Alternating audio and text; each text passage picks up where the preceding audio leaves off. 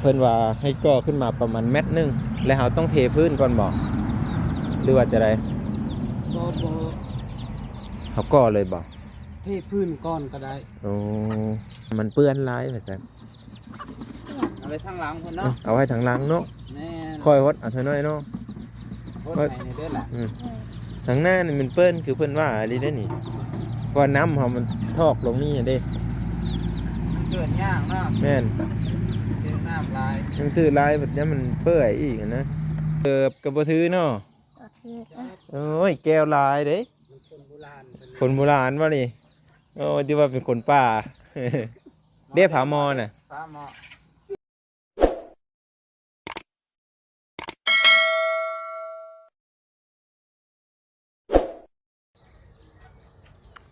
แต่เช้ามื้อนี้ผู้ใดมาหาน้องสายฟ้าเนาะเห็นรถจักรต่อแต่ดึกแท้มื้อนี้ก็พากันตื่นแต่ดึกตื่นแต่เช้าพ่อแม่พี่น้องเอ้ยเนาะตื่นมาแล้วก็มีเวียกมีภารกิจอยู่เนาะสิเอาภาพบรรยากาศให้ FC พาพ่อแม่พี่น้อง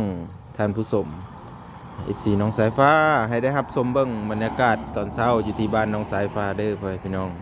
รับชมแล้วก็อย่าลืมกดไลค์กดแชร์และเป็นกำลังใจเนาะขอคนละ1กำลังใจ FC น้องสายฟ้า FC น้องบุญทวีเนาะ FC บ่าวแก้วบ่าวบี้บ่าวหน่งเนาะบ่าวบางพ่อแม่พี่น้องอยากมี FC คือเพิ่นเด้เนาะไปพ่อแม่พี่น้องจะได้กะบ่าวบางสิพามาเบิ่งทางเฮือนทางศาลเพิ่นโอ้ยสะอาดงามตาอ๋อตื่นเช้ามามื้อนี้ก็พากันเก็บพากันเมียนเรียบร้อยพ่อแม่พี่น้องเนาะสะอาดจบงามพ่อแม่พี่น้องเนาะสวัสดี FC และสบายดีหมดทุกคนเด้อพี่น้องเด้อที่อยู่ทางต่างแดนและอยู่ทางไกลเนาะพ่อแม่พี่น้องไปมื้อนี้บ่บ้างก็สิพาพ่อแม่พี่น้อง FC ไปหาผู้ใดเนาะมาหาสายฟ้าเนาะมาหาน้องสายฟ้าแต่ดึกแต่เช้าเนาะไปเบิ่งกันพ่อแม่พี่น้อง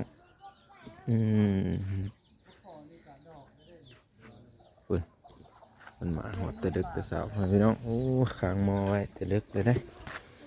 นี่แปลงก่อนเนาะสิพากันนึ่งเขาว่าซั่นเนาะ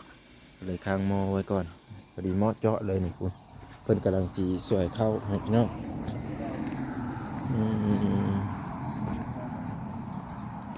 สบายดีตอนเช้าโดยสบายดีโดยสบายดีเด้อสบายดีตอนเช้าคุณที่เช้าเลยเนาะโดยแต่เช้าเลยได้เบิ่งบรรยากาศนั่นแหละบรรยากาศตอนเช้าเป็นได้งานเฮาเช้ามื้อนี้จะได้เฮ็ดหยังแน่สิเอาดินเข้าบ่หรือว่าใดๆบาร์บี้มาเนี่ยเลยก่อนเพิ่นว่าสิไปซื้อไม้ซื้ออุปกรณ์นี่อุปกรณ์แล้วสิมาเกาะทางหนาว โดยสิเกาะทางหน้านี่ให้สวยงามออกมาอีกเกาะทางหน้าออกเมนยูไปซื้ออุปกรณ์ก่อนกะเฮาก็สิได้เอาดินเข้าก่อนโดยมื้อนี้น่าจะเอาเข้าได้หน่อยแก้วเนาะได้คันก่อสูงกว่านี้บ่ได้โดยเพราะอันนี้มันกับปูนมันเริ่มแห้งแล้วนี่ฮะนี่ปูนเริ่มแห้งเลยเด้พ่อพี่น้องเอ้ยนี่ก็คือสีแข็งแน่นั่นแหละแล้วมาแล้วเลยเพราะเมื่อคืนเนาะเลยตัวนี้มันฮ้อนแน่แห้งไหวเนาะเลยมื้อนี้ก็สิได้เฮอไอ้แก้วแล้วอยู่ดินซอยเนาะไอ้แก้วเนาะนะครับตอนเช้าพี่น้องเนาะบ่อยแก้วสมมุติว่าเฮาสิก่อขึ้นมาอีกเด้อซะเนาะเพิ่นว่าให้ก่อขึ้นมาประมาณ1 เมตรแล้วเฮาต้องเทพื้นก่อนบ่หรือว่าจะได้บ่เขาก่อเลยบ่เทพื้นก้อนก็ได้โอ้เฮาจังฮู้จักอันน้ำบ่อนมันเทงบ่อนมันบ่เที่ยงเนาะจะเอาดินเข้านี่เพียงนี่บ่โดยอย่างนี้โอเคพอแล้วก็จึงเทแล้วก็เบาขึ้นมันโอ้เราจึงฮู้ระดับกันเนาะโดยนี่ก็ถามอ้ายเพิ่นแต่เช้าพี่น้องเพื่อเป็นความรู้แบ่งกันเนาะไอ้แก้วเนาะประมาณนี้พี่น้องเอ้ยจะได้เทพื้นก่อนพี่น้องเนาะ แล้วก็ขั้นตอนต่อไปนี่แม่นเราจะได้ค้นดินเข้าเนาะดินที่เราจะเอามาเข้านี่แหละแม่น หมดแท้ๆดินแถวนี้นั่นเนาะน้องสายฟ้าเอ้ยดินอยู่หน้าบ้านเจ้านี่หมดแท้ๆแบบมื้อนี้ฮะ ไปกับเบิดเนาะ มันยังงามเลย จังงามเนาะอันใช่ป่ะโหตะไคร้เฮานี้น่าจะได้ง่ายบ่อนแล้ว FC เพิ่นว่ามันเปื้อนหลายว่าซั่น เอาไปทางหลังพุ่นเนาะ เอาไว้ทางหลังเนาะ แม่น คอยฮดเอาเท่าน้อยเนาะ โพดให้นี่เด้อล่ะ ทางหน้านี่มันเปื้อนคือเพิ่นว่าอะไรได้นี่เพราะน้ำเฮามันทอกลงนี่เด้ เกิดยากเนาะ แม่น เจอน้ำลาย ยังตื้อลายแบบนี้มันเปื่อยอีกอะนะโอ้อันนี้แล้วบ่นี่ทำความสะอาดทรงเสื้อแล้วบ่ ครับ เอ้ยคำว่าทรงราคาแพงนี่ต้องซักใส่ต้องตากใส่ซักใส่แดดได้แม่นนะ จับใส่กลาง ซักใส่กังเคยซักว่าซักใส่แดด เอาไปตากแดด เออเขาว่าเอาไปตากแดดที่สุดแล้วบ่ได้ซักแต่ เอาไปตากแดดเอาไป ค่าแพงอย่างสั่นเลย อืม ขยันเสียทรงขยันเสียรูปร่าง นั่นนะนี่จะน้อยเพิ่นสิช่วยแม่นอันนั้นก็เด้อเสื้อเข้าเนาะ เพื่อเขาบ่ เสื้อเข้าเพราะว่าต้มน้ำไว้เดี๋ยวนี้ไว้พี่น้อง ซื้ออะไรเนี่ย เติมนึงล่างนี่ก่อน ได้น้ำอยู่กระถังหมาแล้ว น้ำมันกระทั่งนั่นตั้งเอา โอ้ทันสมัยเนาะ คุมกอกคุมมันนั่นแหละได้แล้วเนาะอันสู้บอถอยทรงกับเสื้อนี่เป็นแต่เมื่อคืนนี่มันได้นี่เนาะย่างการเกียดสู้บอถอยแต่ สายฟ้าไล่การเกียดทุกคืนนี่ว่าทันนอดเครียดเนาะสายฟ้าเนาะเครียดก็เต้นแห่งกันแล้วเนาะ เป็นแมทเกียดเต้นน่ะก็ได้อ้าวโอ้ยมันก็ไม่ได้กินแล้วเนี่ยนี่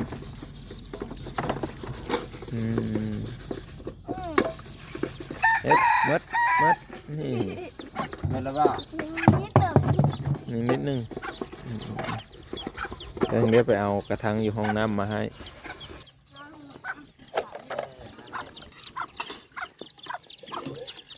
นี่ก็เอาไว้ใส่น้ำใส่น้ำแข็งมาใส่ นั่นนี่ ไล่ให้แน่ เมื่อคืนนี่รู้สึกว่า ดากมันน่ะ เอาน้ำแข็งเสือนี่แหละมันอยู่ได้ทุกคน โอ้ ก็ยังวัน2-3ก้อน โอเค เสือเลยบ่เขา เอาถ้วยใส่นี่เอาถ้วยใส่หม้อหนึ่งหม้อนี่เอาถ้วยใส่นี่บวงเลยแล้วบ่สับเกลือนะ ได้แล้วว่าเสื้อผ้า นี่เอาบวงใส่ยกอันนี้ขึ้น เอ้า ยกอันนั้นขึ้นนี่นะนี่ใส่หม้อหุงข้าวหม้อเสาไฟฟ้านั่นแหละงงๆเนาะ เอาบอก เอาบวงคูนี่เอานี่เอาบวงคูเข่านี่เห็นว่านี่ สงสัยสิได้อาบน้ำแต่เช้าใช่ไหม เอาบวงคูเข่าเอาเยี่ยมนั่นแหละ ไปล้างบวงไม้ยกขูดนั่นแหละ เขาก็ได้เติบอยู่ได้มื้อนี้ได้นี่ ออกบ่ ได้เรียบร้อยเลยพี่น้อง มีวะ ก็มีกับอุ่น อุ่นข้าวเย็นนำได้ เป็นจังได้ใส่พี่น้องตื่นเช้ามากอะจัดการเด็กน้อยให้ใช่ อ้อรู้ไหม ใช่ตอนกินนั่น บรรยากาศช่วงเช้าเด้อพี่น้องเด้อนี่เนาะอยู่ที่บ้านสายฟ้าเนาะเดี๋ยวว่าบางเก็บเขี่ยร์สถานที่ก่อนเพื่อนพี่น้องเนาะ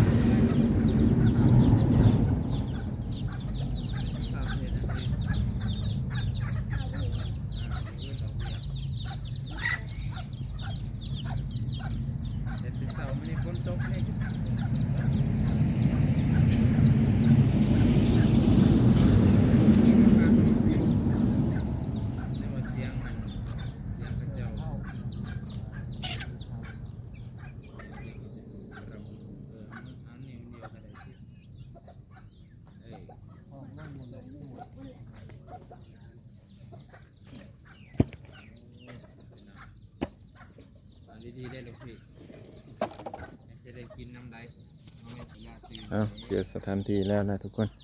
ก็มีแต่ว่าเอาสิยุ่งมาใส่จักรอหนึ่งเพื่อจะให้ได้มีทางขึ้นก่อนเนาะได้มีทางขึ้นนิ้วขึ้นไปเลยทุกคนเนาะนี่อุปกรณ์เราอยู่พี่ได้แบบนี้อุปกรณ์ที่จะส่วนเนาะเอาแต่เช้ากันแล้วแต่เช้าเนาะพี่น้องเป็นกำลังใจให้เด้อเนาะเป็นกำลังใจให้ทหารเนี่ยช่วยกันมื้อนี้อึบ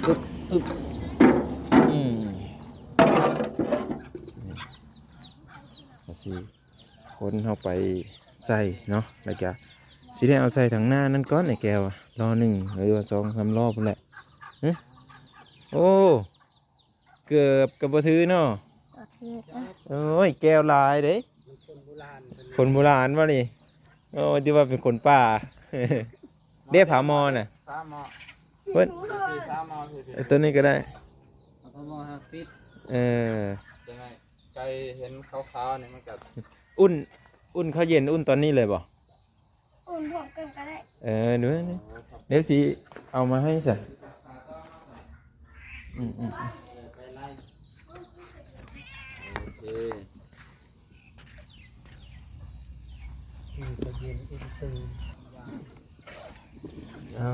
เดี๋ยวว่าบ้างสินี่ก้อนทุกคนก็คือสิได้อุ่นข้าวเย็นนะ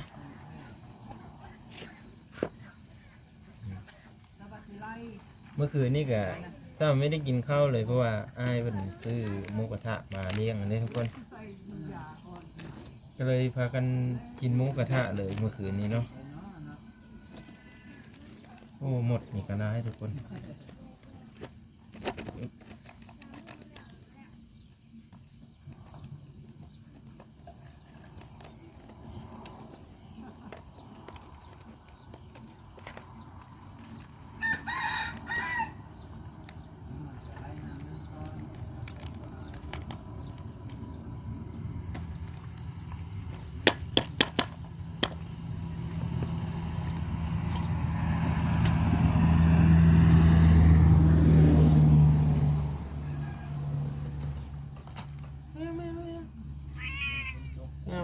แมว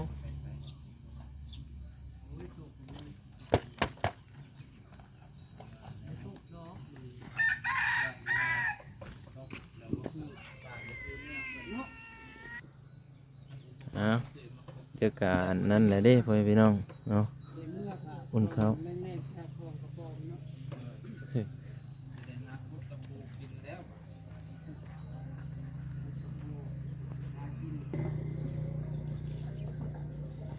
พี่น้องเอ้ยเนาะเดี๋ยวบ่าวางสิไปยูเอาล้อมาเด้อเนาะบ่าวางสิไปยูเอาล้อมาเดี๋ยวเบิ่งภาพบรรยากาศไปนำกันทุกคนเนาะ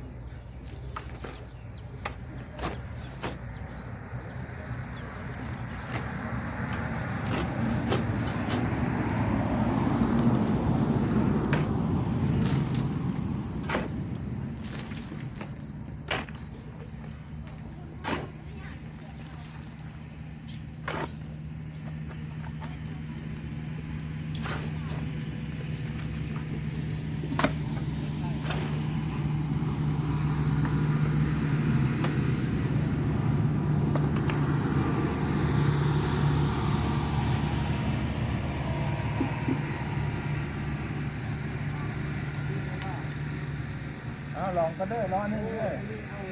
แม่ลองก่อนคนทางจะขึ้นไปเด้เสียพื้นที่กันแล้ว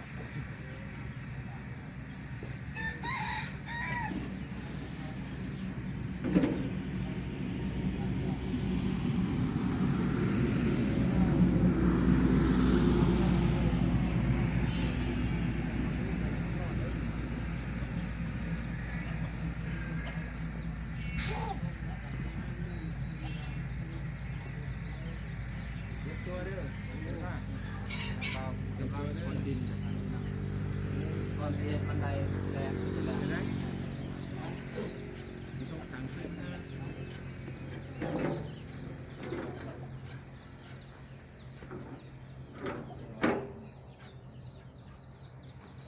รถหนึ่งผ่านไปทุกคนไปรถหนึ่งผ่านไปแล้วเดี๋ยวมาต่อรถสอง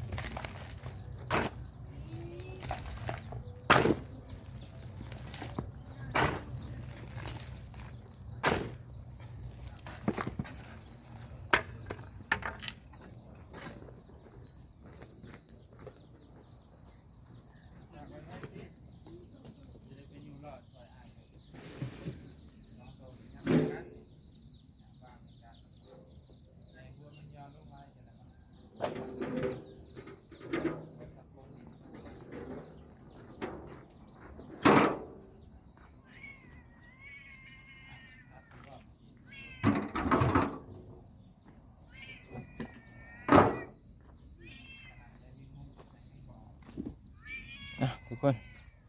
ตอนนี้ก็คือเราได้เอาไปแล้ว3-4 ล้อแล้วทุกคนเอาไปอีกประมาณจัก2 ล้อกันน่าจะเป็นทางขึ้นได้สะดวกสบายเลยเนาะหลังจากนั้นเราก็จึงเก็บไม้ไปใส่อีกให้มันแน่นนะแล้วให้มันเป็นทางขึ้นไปเพื่อว่าให้มันล่มทุกคนเด้วิดีโอหน้าพอกันใหม่เด้อพี่น้องเด้อก็คือระหว่างได้คนดินท่าเบิ่นเนาะแต่การให้เบิ่งบรรยากาศยามเช้าก็อย่าลืมกดไลค์กดแชร์เป็นกำลังใจให้บ้างๆเด้อพี่น้องมาสบายดีสวัสดีครับถ้าเพิ่งกำลังตากเครื่องอยู่รอรับชมซ่องเบาหนุ่งเด้อพี่น้อง